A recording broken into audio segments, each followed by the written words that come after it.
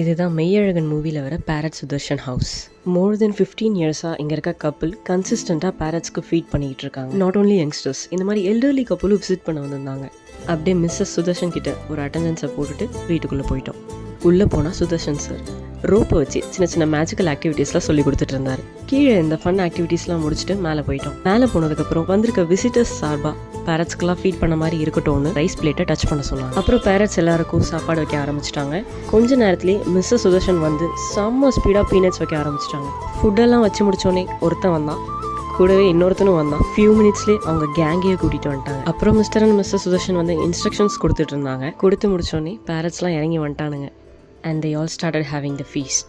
அதுலேயும் இந்த ஒருத்தன் செம்ம அழகாக பீனட்ஸை பீல் பண்ணி சாப்பிட்டுட்டு இருந்தான். இதெல்லாம் பார்க்கவே ரொம்ப அட்மைரிங்காக இருந்துச்சு. அண்ட் இங்கே போகிறதுக்கு என்ட்ரி ஃப்ரீ தான். எல்லாத்தையும் பார்த்து முடிச்சுட்டு அவங்க காம்ப்ளிமெண்ட்டாக கொடுத்த வாட்டர் பாட்டிலையும் வாங்கிட்டு பாய் சொல்லிட்டு கிளம்பிட்டோம்.